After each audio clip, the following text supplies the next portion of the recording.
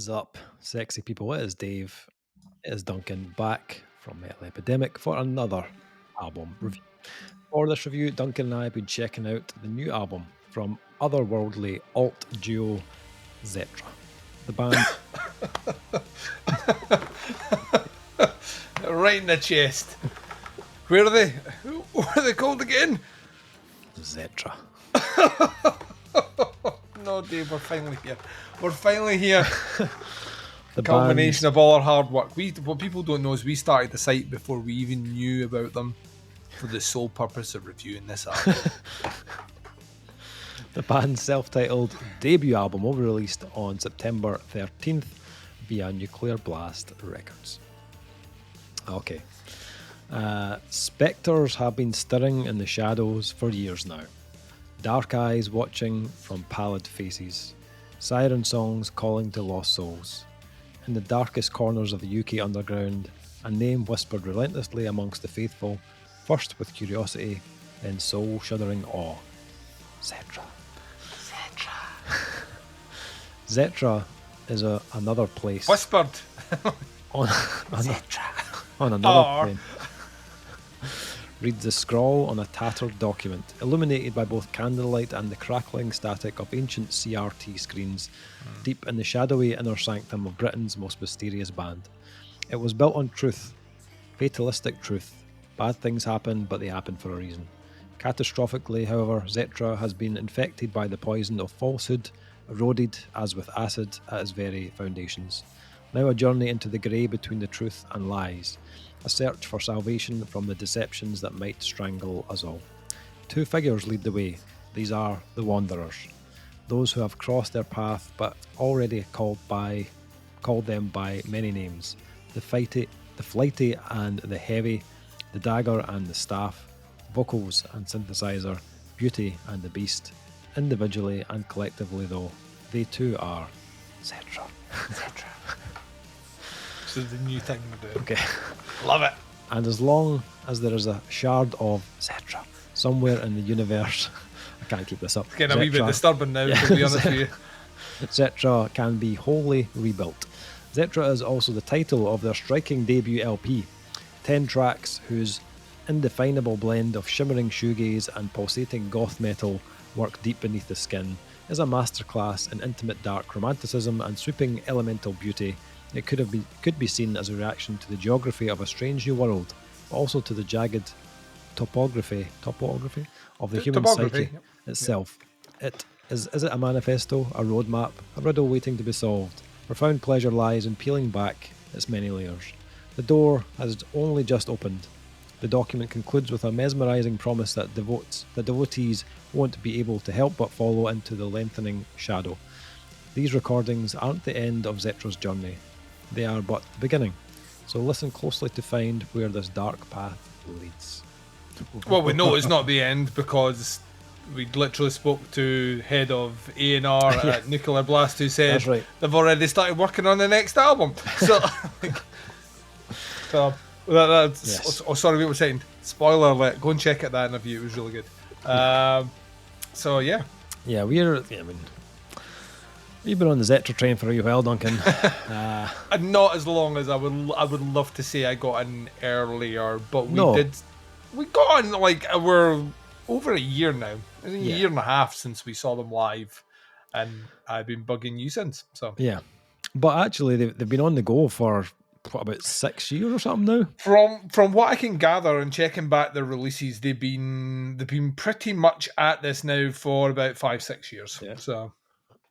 And they've already a couple of EPs, so EPs of 4 or 5 songs out there, occasional singles and whatnot. So it's not as if they had that one release and have toured it relentlessly. Although we will say this, Zetra have apparently been on tour with fucking everyone. So a couple of EPs, then signed by Nuclear Blast. But really, this album has been in the works for a while.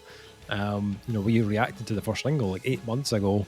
And since then we've had another 4 singles, so essentially the first half of the album is actually out. Well, this was the other thing that we commented on, was there seemed to be a deliberately release strategy in terms of the singles, because it was front loaded, which can work one of two ways for me. Modern metal albums tend to front load all the singles, all the stuff that will sell on the front half, and then the back half is kind of like, eh. Yeah. I didn't think we were going to get that from their debut album, but at the same time, there is are they painting an image of what the sound is like? But then you listen to the singles, and yes, they all have connective tissue, but they all sounded very different. So, So I'll get into that release strategy shortly, but I kind of feel like you've been kind of edging yourself since that first single. So an 8-month edging since. So I'm gonna let you get this out your system first. What did you think of Zetra? Might need a mop. We might need one for the clean up here. So when we saw them live, I can't remember the last time I saw a live act that I knew nothing about, and within about 30 seconds had pretty much committed my life to them. So much so we came out that gig mesmerized by how good Author and Punisher were live, but every second sentence from me was, but Zetra. Zetra, man. There are a couple of reasons behind that, and I'll kind of, in order to articulate the way I'm going to go with this review, because I don't think this is a perfect album. I think I have one big issue with the album overall. And that will sadly mark it down a little bit, and I don't know if that's, from what I gather, they're pretty much in control of what they do, so I'm going to put this on the band unless it's recorded that or anything around that. I'm going to put that on the band as a decisional choice, and then I'm also going to say it's completely subjective, so if you disagree with me, I ain't going to argue with it. You do you. But as a synth player here we go, for many years, and recently re-engaging with my inner synthhood. I've always loved bands that do it well, right? Or bands that lean into it a little bit more. As there's two ways to approach synth well in music, right? One is to let it be as prominent as an instrument as anything else, just have it in the front and then do whatever you want. And the other way is to have it as that accompanying instrument that sits behind everything and lifts everything that people are doing up. Those are the two big approaches. Zetra fall into, weirdly, the first and second camp. They use it in those two ways. And there's a handful of acts that have managed to capture that I love.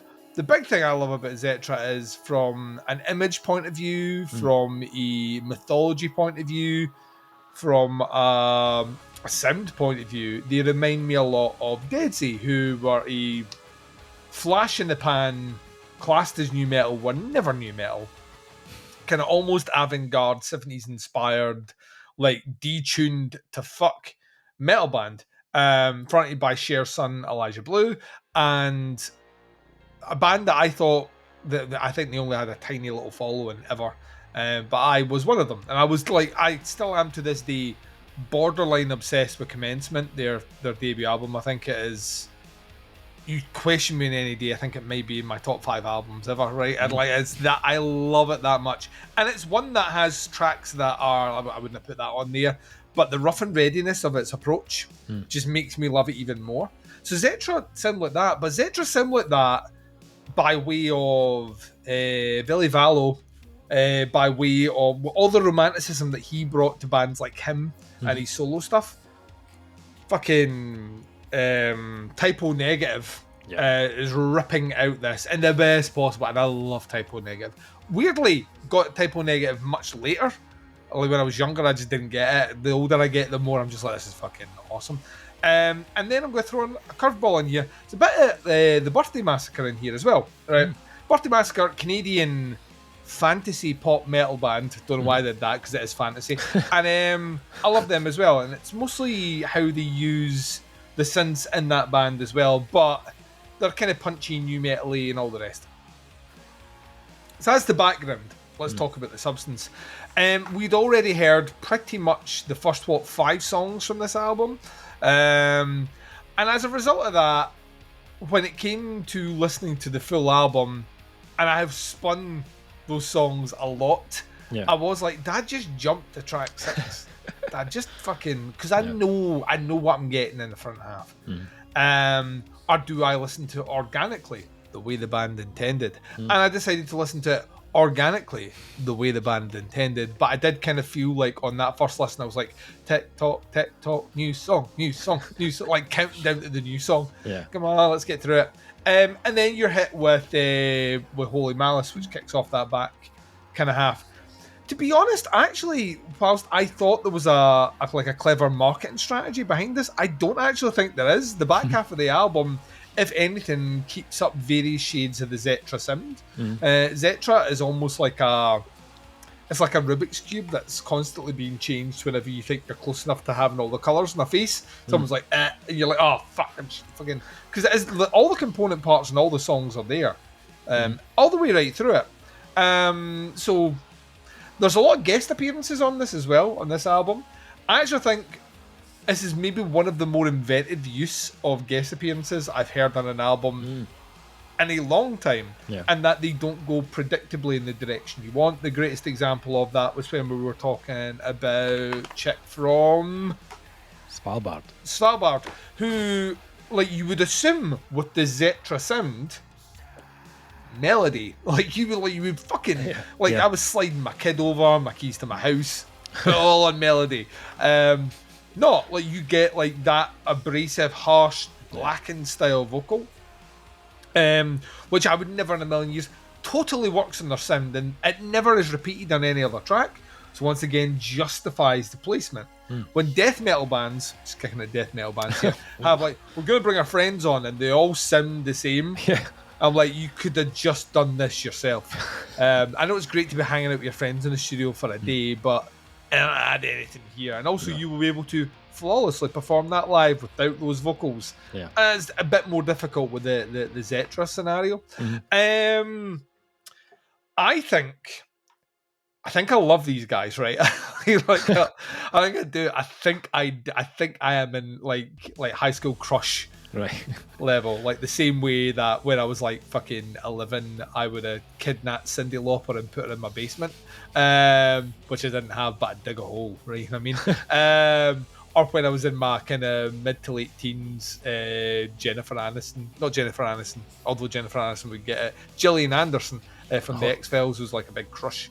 Like those, I kind of crush on these guys, and it's mostly because I think from a songwriting point of view, I think the guitars are wonderfully understated but really well executed, and I love the dexterity in the playing as well. Like sometimes you get flashes of kind of 80s new wave, other times you get flashes of kind of almost 70s rock, kind of like a little soupçon of David Bowie just kind of works its way through. Synth wise, this is the kind of slightly hard but welcoming tug to the balls that I like, you know, just when you're a bit, you know what I mean? There's that too much info, right? Bring it back. Like the synth work on this is impeccable. Once again, they don't suffer from I need to play every sound on the synth syndrome, which a lot of bands do. They have a prominent sound which I like to call the Deadsy sound because it's the Deadsy synth sound, which is mostly played through, but there's layers in there. Whether it's a loop that plays at the beginning or there's, like something in the background, the synths are nuanced, well executed, but they also are a focal instrument, which drives a lot of the melody or underpins a lot of the melody.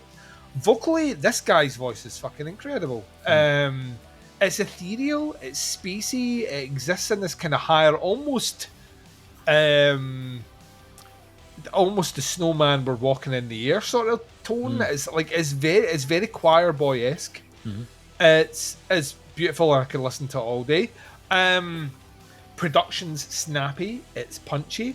The tracks are whimsical, very romantic, very avant-garde and full of themselves, but at the same time perfect singles. Like every single one of them is like, here's your intro, your verse, your chorus, your verse, your chorus, a little interlude, and then we're going to come back to... And the choruses throughout this one, all fucking singable, all the way right through. It's like they've tailored everything to be as commercial without being as commercial. It's it surprises me at how commercial this is.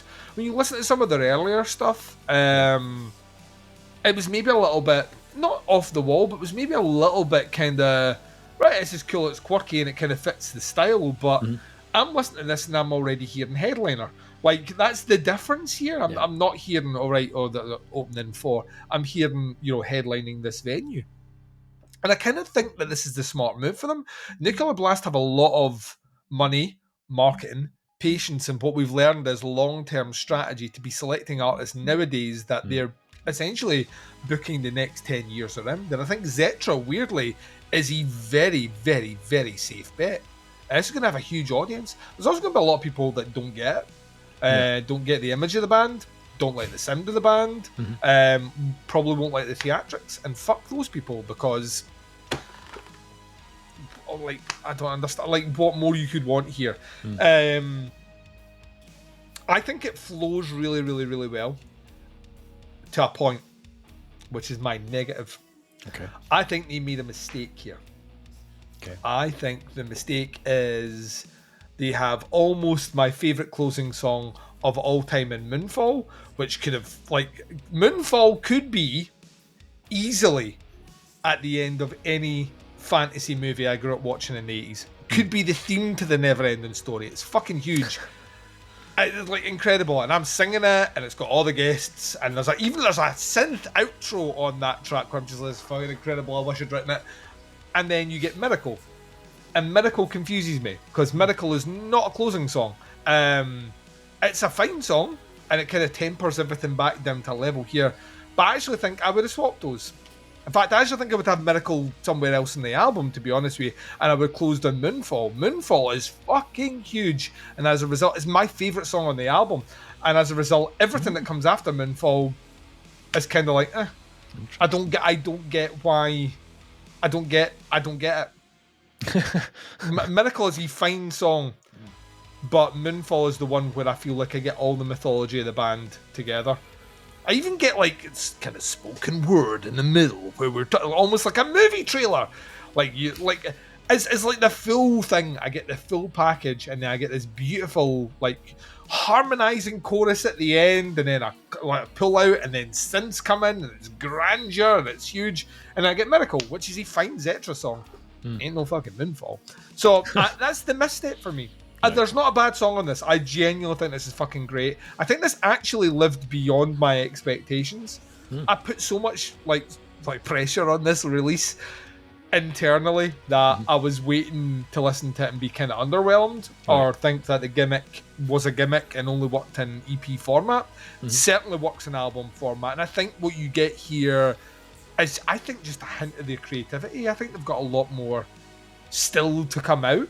But for two guys, I mean, it's about as confident a debut I think I've heard. It's like there's not an IMS here that doesn't feel them, or feels like they're trying to capture a market that isn't them. It's like a fully unified sound. My only gripe is the closing song, which I would have had somewhere else, and I would have closed on Moonfall. Moonfall is my banger this year. I have been singing it about the house. I have been air synth keyboarding. Just fucking a bit like this. I'm not quite sure of its placement, but that is literally my only gripe. Everything else is fucking great. Love these guys. Gutted I'll be missing them when they play Glasgow in October. I'll be in Paris. I'll be away at the more fucking commercial, happy fucking Disney resort over there. I'm really happy about that. I'm it's the fact they're playing with Ghost, who I want to see live again, specifically of that last album, and Health, one of my favourite albums last year. And all three of those bands are on one bill, which is just, it's like, if you could design the perfect synthy bill for me, it's that bill, and I won't be here to see any of it. And you fucking will, which makes it.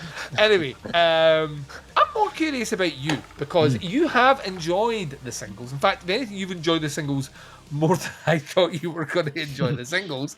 How did the rest of the album stack up? And I did note, because your facial tics gave it away, you may disagree with my comments on the end of the album. Possibly. And I am prepared to say that you're wrong. And the internet, even if they don't agree with me, agree with me. So. How did you get on with Zetra? By Zetra? So I So I actually went on a holiday the day after we received the album in for review. Yep. So I downloaded the album to my phone to listen to while I was away. I thought I'll take that with me and I'll give it a good listen while away. Never actually got to listen to it when I was on holiday. So we'll not get into the details of why you weren't listening to music. Adults only holiday, was it, Dave? It was. Wedding anniversary holiday, was it, Dave? It was. Blind now, are you, Dave? Kind of short-sighted? Nearsighted, was it? A wee bit. But on the way home, we had a flight that was a few hours flight to get home. So I got on the flight and I thought I'll watch a wee movie. I'll take up the majority of the flight home. I've also listened to half this album, so yes. So I decided to watch the third installment of the Ty West X series film. Oh, you watched Maxine? Yes, where Mia Goth reprises her role as Maxine Minx. You thought after spending an adult week away on your wedding anniversary, the last thing you'd want to watch is a movie about a porn star. But no, Dave's in. I'm in. And when I finished watching the movie, it was at that point I was like, you know what? I'm going to listen to the Zetra album. I've still got like 45 minutes, 50 minutes or so left on this flight. The length of the album, Dave. Let's just fucking stick that on. Fucking. And to be honest, I don't usually follow up watching a movie by like listening to an album straight after it. But if there's an album, here, I was thinking about the soundtrack to Maxine. That stylistically just fits with Maxine, it's this album. You couldn't have timed that any better. It was so weird. Like Maxine's obviously set in the 80s, has like an 80s soundtrack. Oh God, heavily soaked in fucking an 80s aesthetic, even down to the way the film was edited and shot. So when Suffer Eternally kicked in, I was like, this is like a fucking seamless link from Maxine right into this album. It was unbelievable. Like, you got your phone out, playing the album, and say, Ty West, listen to this. It's your next soundtrack. Yeah, 100%. And, you know, if you've listened to any of the singles, you'll know Zetra are very much in love with that era and that sound. Yep. Their press releases littered with references to fucking Superman, Transformers, fucking Gary Numan. Like, it's, you know, that retro adoration is there in spades on this. But it's also not an album that is stuck in the past either. Like, no, Zetra have cleverly taken, you know, their favourite elements of that time period and woven it with elements of goth and metal and alternative and shoegaze and given it a more kind of current feel. And the mix is brilliant. Like, I love what they've created here with these different genres. As an 80s kid myself, I found it like partly nostalgic and almost like a comfort blanket. But then as a fan of finding brand new bands and new music, it also gave me a lot of reward in that respect as well. I think the confidence in releasing 5 singles from the first half of the album says it all, really, to be honest. Yeah. Like, how many bands do you know that have pre-released 5 tracks that are all grouped together in the first half of the album? Also shows the label themselves are like that. Yeah, this is dynamite. Yeah. Like, otherwise you don't do that. You know what I mean? No. The label is like that. You do. Yeah. Like, we will just, you know, one more single. Let's do it. Fuck it. 5 singles. And as you say, like, they all give you something different. Every one of them is a banger in its own way. The vocal melodies are hugely addictive. And I was like, after sitting like through one spin of this album, granted, I'd heard the singles a few times, but they really didn't need much time at all to get into my head. Even though these tracks follow a fairly kind of predictable arrangement, they don't sound like the same song. They all have small adjustments in the tempo or the rhythm. They add an additional vocal or even change the way they will retract or expand a track throughout the runtime. The guitar work also plays a part in that. It's never kind of showy guitar playing. It's almost there just to add levels to the heaviness or, you know, give the tracks a bit more dynamic. The other instrument in the band, and the one they kind of make way for the most room for, is obviously the synth, which played a massive role in this album. They are kind of key to this. They often create a lot of the kind of ebbs and flows of the album, or chaperone you into like a massive chorus, or just create that kind of dark, melancholic mood that the album has. Sometimes it's just a really cool synth tone they've picked that you're like, oh, that's fucking sweet, and it just, you know, sticks out, or it alters the kind of tone of the track. Even the addition of the piano on tracks like Starfall, which just kind of open things up. You get a little bit of glimmer of light coming through.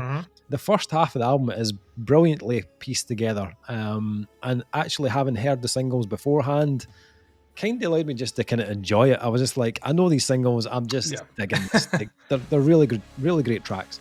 The second half of the album was totally new, so when I hit Holy Malice, I was like, okay, so where does this go now? Like, what happens here? Does this fall to bits? Or can they keep that consistency going right through to the end of this album? And the quality is still there. There are tracks on the second half of the album that are just as strong as the first half. A couple that are maybe not quite as standout as the rest, but I'll come back to that. Holy Malice, though, is one of the strongest tracks on the second part of the album. That chorus is just gorgeous. Like, it's heavily goth laden. The strings are very kind of elegant, and the lead work from the guitar, it kind of provides this like call and answer, which like kind of acts as another hook throughout the track as well. I thought it was really cool. Again, I got some kind of a wee bit of kind of Deftones vibes on Inseparable. Just, you know, that sounds like the Deftones, but the guitar was kind of that kind of floats kind of in and out. And I could, when I was listening, I was like, I could totally imagine Chino just singing over the top of that. But I loved that they switched the kind of vocal range on that track. It may not have the biggest hook on the album, but the deeper vocal range gave it a little bit something different, which I thought was cool. I thought Gaia had some.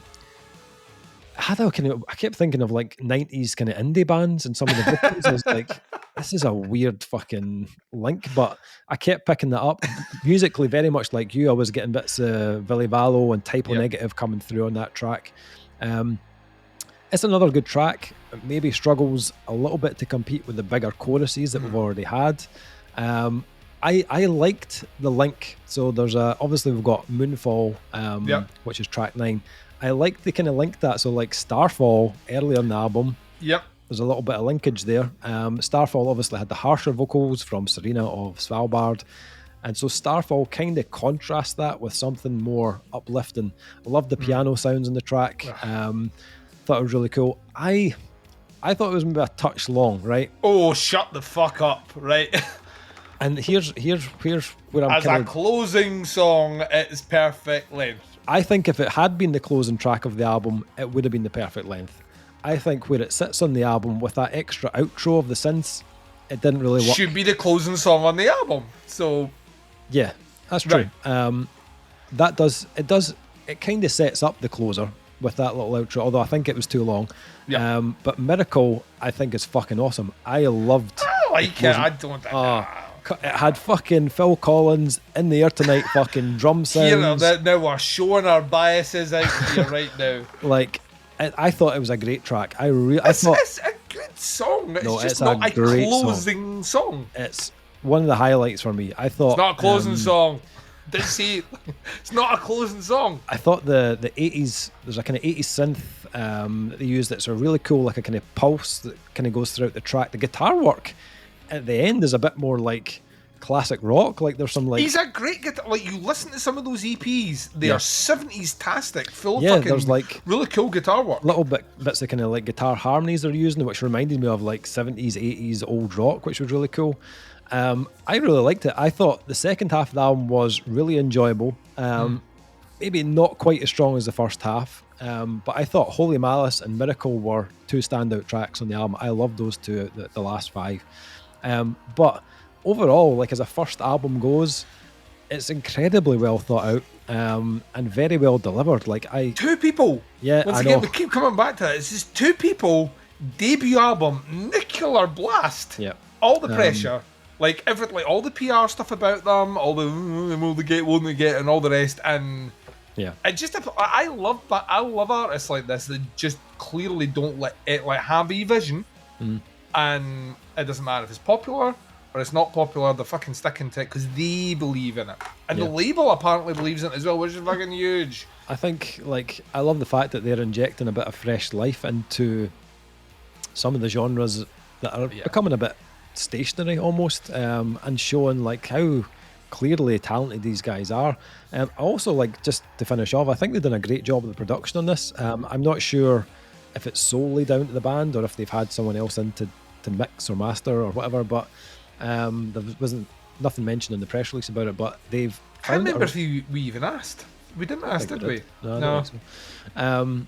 I think they found a really nice balance on this that suits both the kind of retro sounds as much as it does the kind of modern side of their sound as well. I thought it was really well done. And we've seen this, they can do this live as a duo. Oh, so fucking good live. So good live. So after hearing this, I'm really looking forward to hearing this material on the kind of the live run they're going to do in October with Health and Ghost. Hashtag humble brag. But yeah, I thought it was really good. I thought the first half of the album is awesome. There's not a bad track in the first half of the album. Second half of the album is really good. Maybe not quite as strong as the first half, but still really enjoyed it. I thought I enjoyed this way more than I expected to. I'm overjoyed because on paper this band is legitimately, the majority of this is everything you fucking hate, so so I'm over the moon with this. Mini victory for me, just 20 odd years of just plugging away at you, so needling you to fucking get it. It's taken, that's how long this is how long the game plan's been for this fucking album. 20 plus years in the making. So final thing, scores for Zetra's self-titled debut. Duncan, what are you giving this one? Yeah, I think this is pretty much a perfect album for me. It hits all my sweet spots. Like I say, I just love the vision, the scope, and the delivery. Choruses are all huge, just really well orchestrated, really well put together. My only gripe is I think Moonfall is just an amazing closing song, and I feel all the momentum that it brings down at the end of that song does not merit another song after. And that's not to say that Miracle isn't a great song, Dave. It's a good song. Great song. It's not a closing song. Moonfall is a closing song. Also the longest song on the fucking album as well, which to me usually, and it's the most proggy and out there, which is usually what bands do at the end of an album. But I still think, and the reason I'm not giving this a 5 is I think Zetra have a 5-star album where I will visibly weep on a recording with you, where I'll just be like, this is as good as music gets. It's never going to get better than this, and I'm retiring from podcasting. That is literally, I think they have it. I've never been so just all in on a band, and I'm all in on Zetra. This is a 4.5 out of 5. I think there are albums out there this year that have hit me just differently. But you jump back a decade, and this would easily been my album of the year. I just think there's a couple other bands pushing stuff at the moment that just feel different, wild, and dangerous. Interestingly enough, all of them are duos. I don't know what that says. I am overjoyed. I hope this does really well for them. I hope they will tour more. This is why I'm not upset, but I'm not hugely upset about missing them. Totally upset, but not hugely. They'll be back. Of course they'll be back, and we will be back out to see them. But yeah, it's a 4.5 for me. I think this is a fucking great album. And well done, Zetra. What about you, Dave? I'm going to continue the pattern of these reviews tonight and score this differently to you. I really enjoyed it. I thought it was great to hear the next kind of evolvement of Zetra. I only think the releases are going to get stronger and stronger as they go forward. For me, this is about 80% there for me, but I do not expect it'll be long until they knock out a flawless album. If they do it in the album 2, I would not be surprised at all. Yeah. So it's a 4 out of 5 for me on this one for Zetra. Do you think the internet's going to be like that? Are they about to break up? It's not been. We've done 4 reviews tonight, and not one of them have been the same. No, but been a 0.5 out in all of them. This is the start of the end of a beautiful friendship. That is the review of the new Zetra album out on September 13th on Nuclear Blast. Links below at the band to the pre-order. Check out. Let us know what you think. There's plenty of singles to check out. Have a listen. Oh God, See what you think. Comments below. That's the review. Thank you very much for checking it out. Much appreciated. We'll be back with another review very soon. But until then, take care. Speak to you soon. Bye, everyone.